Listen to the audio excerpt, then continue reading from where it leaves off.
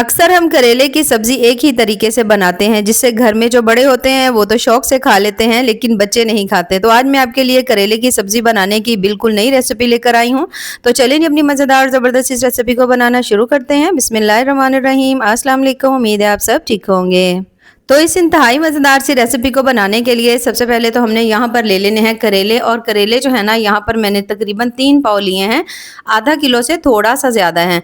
अच्छी तरह से पहले आप इसको धो लेना है। धो करके आपने इसको खुश्क ज़रूर कर लेना है, ठीक है। तो जब आप देखो आपने इसको अच्छी तरह धो लिया, हल्के से करेले भी खुश्क हो गए हैं, तो अब हमने इसके सेंटर में कट लगा लेना है। सभी करेले के सेंटर में इस तरह से जब आप कट लगा लेंगे, कट लगाने के बाद अब हमने इसके निकालने हैं बीज। अब बहुत सारे लोग जो हैं इस तरह से, अगर जब बीज थोड़े सॉफ्ट होते हैं तो वो बीज के साथ ही से पकाना पसंद करते हैं। तो ये आपकी मर्जी है, अगर आपका दिल करे तो बीज निकाल लीजिए, अगर नहीं दिल करता तो आप ना निकालिए। तो मैं यहाँ पर सारे बीज जो है ना इसके अंदर से निकाल दूंगी। सभी बीज जो है इसके अंदर से निकालने के बाद अब हमने इसकी कटिंग करनी है। और जो कट करना है, आप चाहो तो इसको थोड़ा सा मोटा भी कट कर सकते हो, यानी जिस तरह से आप घर में करेलों को कट करते हैं ना, सेम उसी तरह से आप इसकी कटिंग कर सकते हैं। तो ये देखिए मैं इस तरह से करके थोड़े थोड़े से गुलाई में इसको कट कर रही हूँ। तो जब आप देखो कि आपने सभी करेलों को इस तरह से कट कर लिया, ना तो ये बहुत ज़्यादा पतले हैं ना बहुत ज़्यादा मोटे हैं। अच्छा, इन्हें जब करेलों को आप काट लेना, काटने के बाद अब इसकी कड़वाहट निकालनी है। तो मैंने करेले पहले ही धो लिए थे क्योंकि मैंने इसकी कड़वाहट नहीं निकालनी थी। क्योंकि ये जो करेले हैं इसकी स्किन बहुत ज़्यादा पतली है, बहुत ज़्यादा छोटे छोटे से हैं, तो ये करेले बिल्कुल भी कड़वे नहीं होते। लेकिन अगर आपने इसकी कड़वाहट निकालनी है तो फिर मैं आपको 2 जो है ना वीडियोज़ का लिंक डिस्क्रिप्शन में दे दूँगी, आप वहाँ से देख लीजिएगा और सेम उसी तरह से करके आप इसकी कड़वाहट को निकाल लीजिएगा। लेकिन जिस तरीके से आज मैं बना रही हूँ, आप यकीन करें आपको ये तरीका बड़ा ही पसंद आएगा। तो बनाने के लिए सबसे पहले हमने यहाँ पर ले लिया है 1 अदद पैन। पैन में शामिल करेंगे हम ऑयल, और उसके बाद यहाँ पर हमने जो काट करके और धो करके पहले से करेले रखे हुए थे वो सभी इसमें डाल देंगे। उसके बाद आपने इसमें डालना है नमक, ठीक है। नमक आपने 1/3 चम्मच डालना है, यानी कि आपने चम्मच का तीसरा हिस्सा डालना है। सेम इसी तरह से 1/3 चम्मच आपने इसमें हल्दी डाल देनी है, और लाल मिर्च भी आपने चम्मच का तीसरा हिस्सा डालना है। बहुत ज़्यादा आपने इसमें नहीं चीज़ें डालनी, क्योंकि हमने बाद में भी इसमें डालनी है। उसके बाद हमने इसमें डालना है बेसन। बेसन से करेले का टेस्ट बहुत ज़्यादा मज़े का आता है, थोड़े से क्रिस्पी क्रंची भी बनते हैं। तो यहाँ पर जो बेसन है ना, 2 चम्मच आपने इसके ऊपर ही डाल देना है। अब सभी चीज़ों को डालने के बाद अब आपने मीडियम टू हाई फ्लेम के ऊपर करेलों की अच्छी तरह से यहाँ पर आपने इसको थोड़ा थोड़ा सा इन मसालों के साथ ऑयल में फ्राई कर लेना है। इस तरह से ये होगा जो करेले हैं ना उसके अंदर तक ये जितने भी हमने मसाले डाले हैं ना उनका फ्लेवर जाएगा, और ये बहुत ज़्यादा आपको मज़े के लगेंगे। अब यहाँ पर जो करेले हैं ना, आपने इसको मीडियम टू हाई फ्लेम के ऊपर फ्राई करना है, हल्की फ्लेम के ऊपर आपने फ्राई नहीं करना, क्योंकि अगर आप इसे हल्की फ्लेम के ऊपर फ्राई करेंगे ना तो एक तो टाइम बहुत ज़्यादा लग जाएगा, दूसरा ये जो करेले हैं ना बेसन हमने इसमें डाला हुआ है तो वो भी जल सकता है। अच्छा, अगर आप चाहते हो जो करेले हैं ना वो बिल्कुल भी कड़वे ना बने, तो यहाँ पर जैसे हम इसको हल्का हल्का फ्राई कर रहे हैं ना, तो आप इसको थोड़ा सा ना ज़्यादा फ्राई कर लीजिए, यानी कि आप इसको इतना फ्राई कर लीजिए कि इसका कलर जो है ना वो डार्क ब्राउन हो जाए।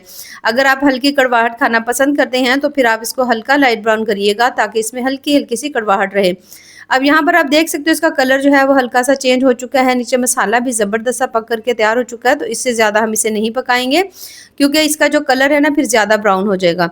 तो बस यहाँ पर हमने जो तमाम करेले हैं आपने इसके अंदर से निकाल लेने हैं। निकाल करके सभी करेले को हम रख लेंगे किसी भी प्लेट में।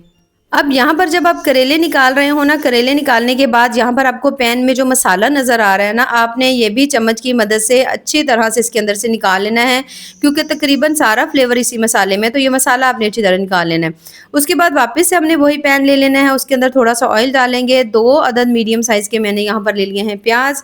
प्याज को यहाँ पर आपने अच्छी तरह से चॉप कर लेना है। अब यहाँ पर आपने प्याज को हल्का सॉफ्ट होने तक पका लेना है। बाज़ लोगों को करेले में जो प्याज है ना वो थोड़ी ज़्यादा पसंद होती है, तो आप चाहो तो इसमें 2 की जगह 4 अदद भी प्याज डाल सकते हो, ताकि मसाला जो है ना वो ज़्यादा बन जाए।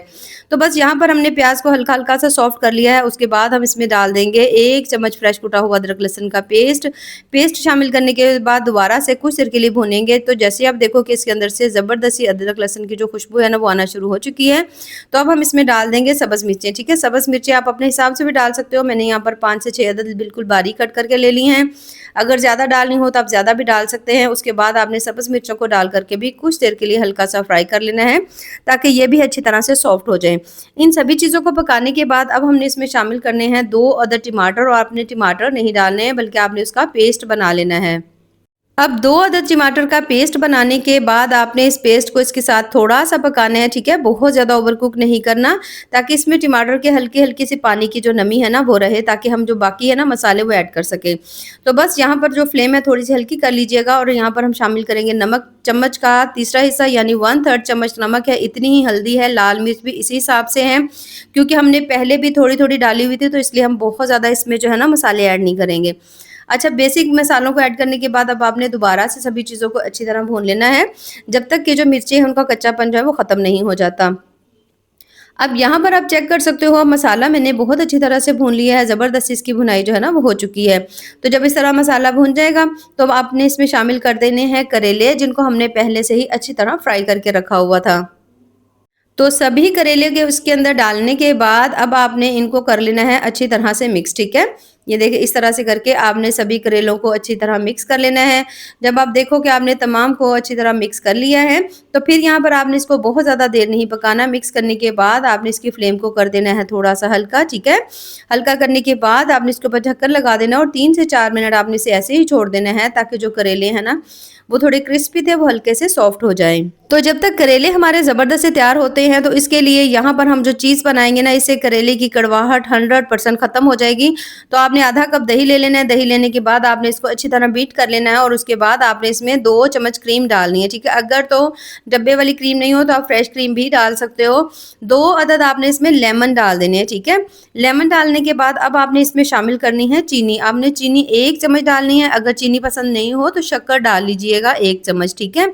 उसके बाद आधा चम्मच आपने इसमें शामिल कर देना है धनिया पाउडर का, आधा चम्मच आपने इसमें गरम मसाला डाल देना है, 1 चम्मच आपने इसमें कसूरी मेथी डालनी है। सभी चीज़ों को फिर से अच्छी तरह से आपने मिक्स कर लेना है, बीट कर लेना है, ताकि जितनी भी हमने इसमें चीज़ें डाली हैं ना, वो सभी अच्छी तरह से मिक्स हो जाएँ।